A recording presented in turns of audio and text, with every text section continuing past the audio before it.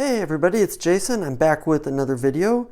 Today I'm going to take a look at the One Deck Dungeon mini expansion, Abyssal Depths. You may recall I did an unboxing of this a while back, but now I've had the chance to play it and I'll go over the rules. I want to say first off though, this expansion takes a game that is already terribly difficult with One Deck Dungeon and makes it nearly impossible. And I'll show you why. But the expansion itself doesn't come with a lot. It just comes with a few cards that add some new characters and some new gameplay. It starts with a rule book. It has 3 new characters. They're not too bad. The theme of this deck is kind of like water, so these are all water-related people. They all have their own unique heroic feats and abilities, and just like the original characters, they've got one you use in a 1-player game or one you use in a 2-player game. And it also comes with these new Fiend cards, and the Fiends are pretty much the heart of the expansion deck. So the Fiends make the game so hard, and the way they work is they come into play before you start the game. You pick a Fiend. You can pick whichever one you want, or you can randomize it if you want.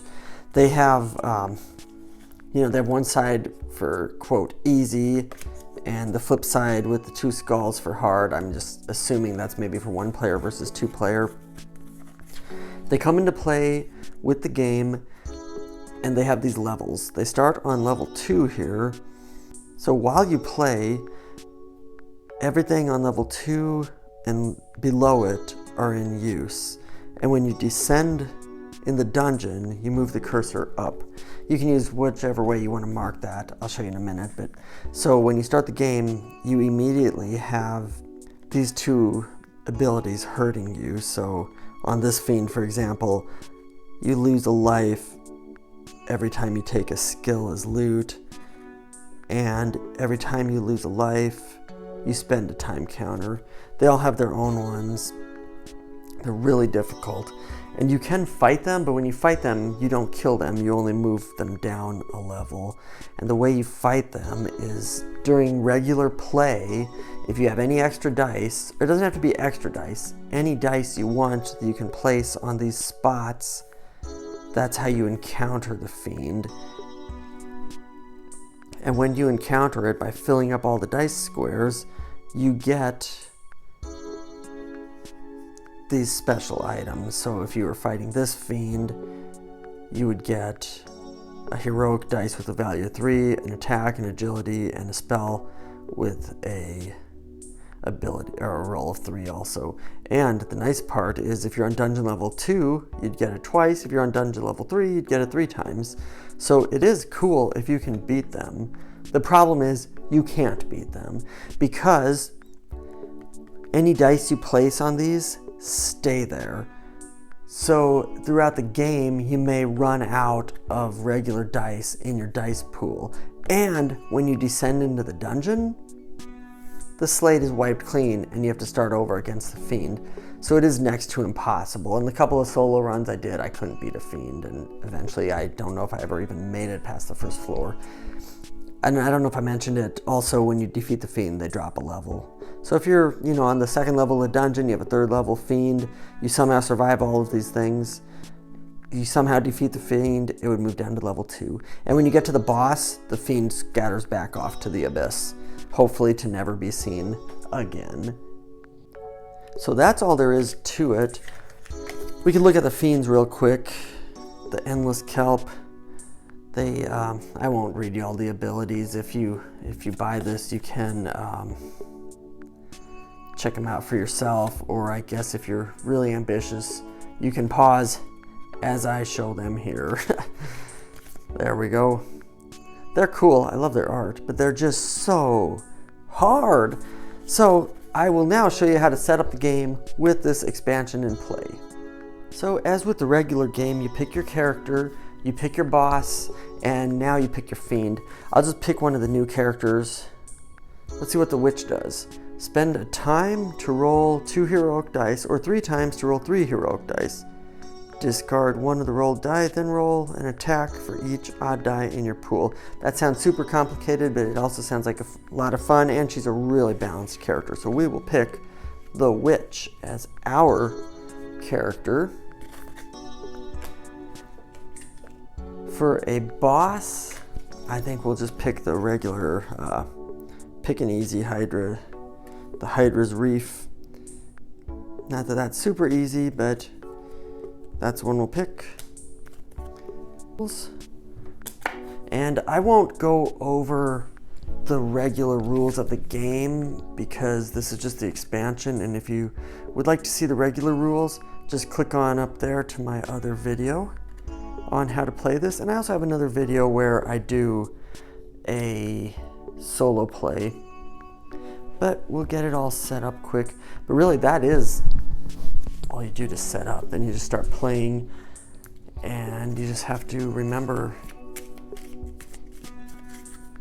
some regular stuff. Do we have enough room here? I think we do. Oh, I didn't pick a Fiend.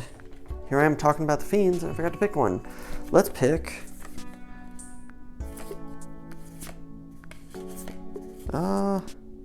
this one. That looks hard. Merflection. So now we have a Merflection to deal with.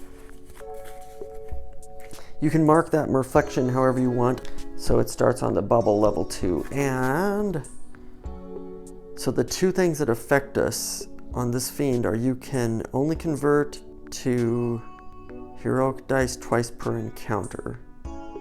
Okay, that's not that big a deal. And then the other ability or penalty, if an encounter's consequences include losing 2 life, add 1 to them. You know, that's really not that. I wonder if this is one of the easier ones. It does take, oh wow.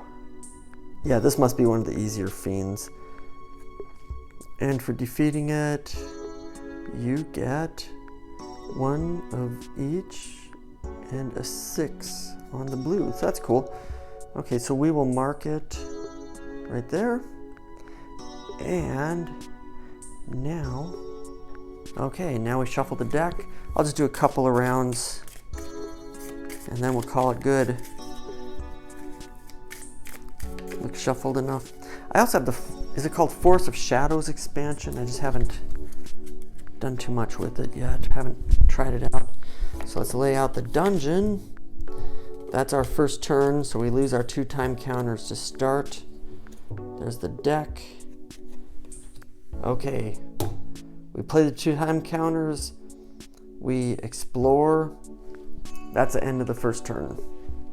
So now, it is the second turn.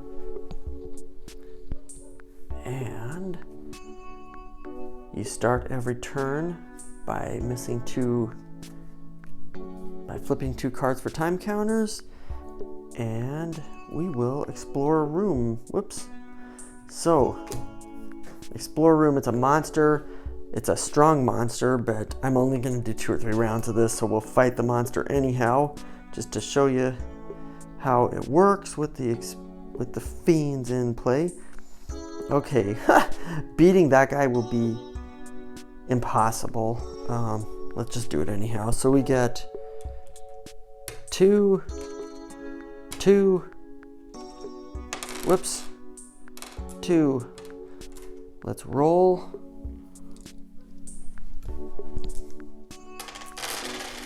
Okay, so we got our rolls. Okay, the first thing we need to do, we're on combat. We gotta remember we have to do these things too. So, this is silly.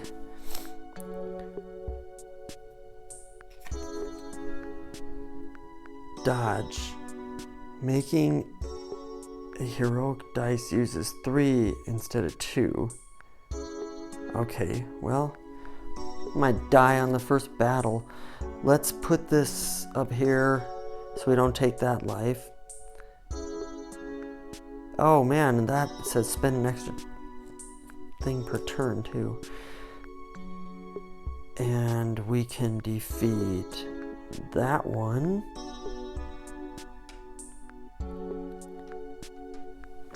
and nothing else.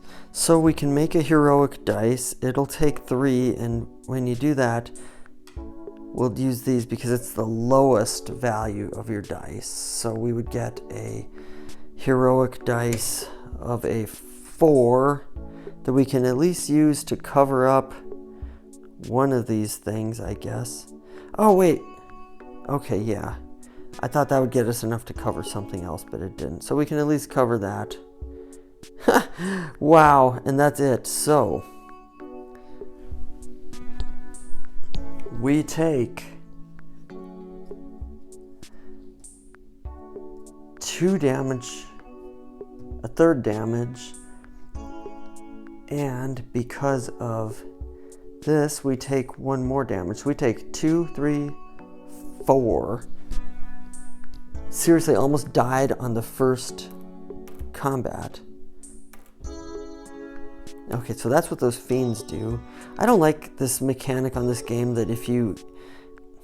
So you have 5 life here. You add hearts. They should be like daggers or broken hearts or something. I feel like you should be taking lives off instead of adding. No, nobody cares, but you get my point. So we have 5 life. We only have 1 left. And we lose 2 more turns. 1 and 2. And you know what? We have to lose 1 more because I forgot the first turn. So we beat him. I mean, we survived him. We have 1 life left. We can take... Increase up to 4 of your dice by 1 each. Spend 1. Or we could use them for an agility, or we could get 3 experience. I think we're going to take it as a skill here.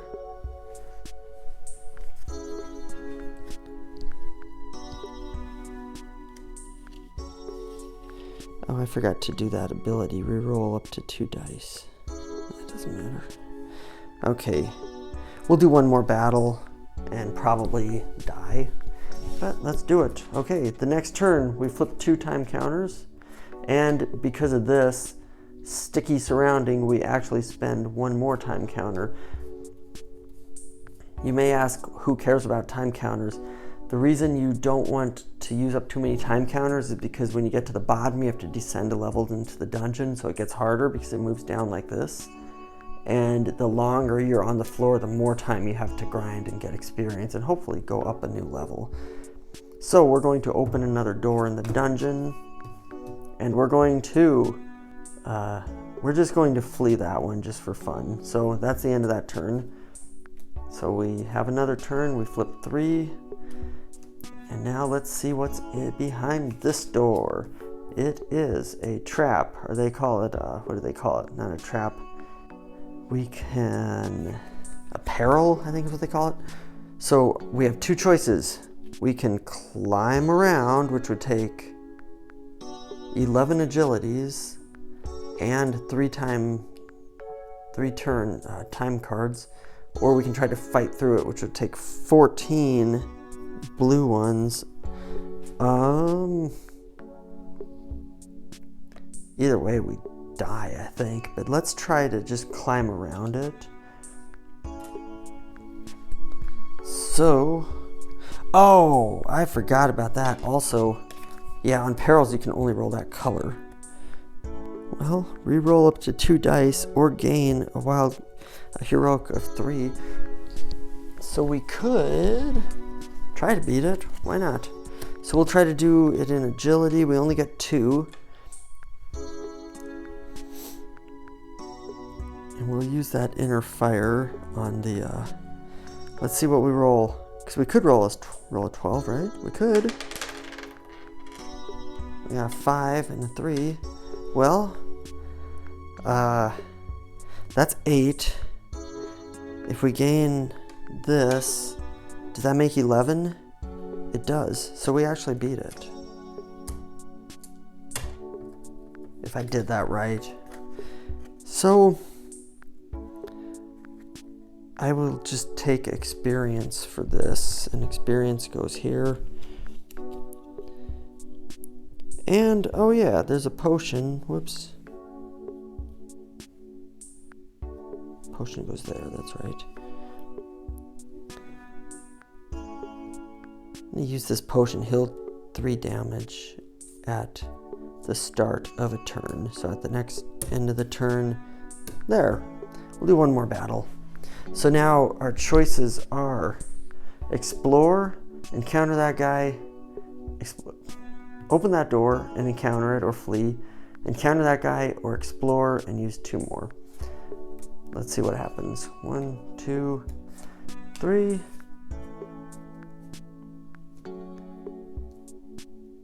We'll just see what's behind this door. It is a survivor beetle. Okay, and all those shields means those have to be encountered first. Guess what I forgot to do last turn? I always forget this. I was supposed to have any sort of 5 and I didn't, so I lost a life, so I actually would have died last turn. So this is my problem with this game, and I said this on my solo play and I said this on my walkthrough. I never remember this. I need to, maybe if I don't know. Anyhow, so yeah, I would have died last turn because I didn't have this space covered on the peril, so I would have lost a heart and that would have killed me. So that's it. Even without the Fiend, the game was impossible. But that's how it works with the Fiends. I will try the other expansion too, and I'll do a longer playthrough with the expansion and see if I can get farther than the second battle. But if I don't, I don't. That's what makes this game fun, and that's what makes this game roguelike. But that will do it. It's 1 deck dungeon. It's Abyssal Depths. If you'd like to support this channel, be sure to like this video and subscribe. And you can also check out tabletopjason.com for links to this and all the games we review. And if you'd like to see my card game, you can check out 52dragons.com to see what the game looks like, or sign up for Patreon and receive new and exclusive cards each and every month. So I'll be back with another video soon. Thanks for watching, and I'll see you next time.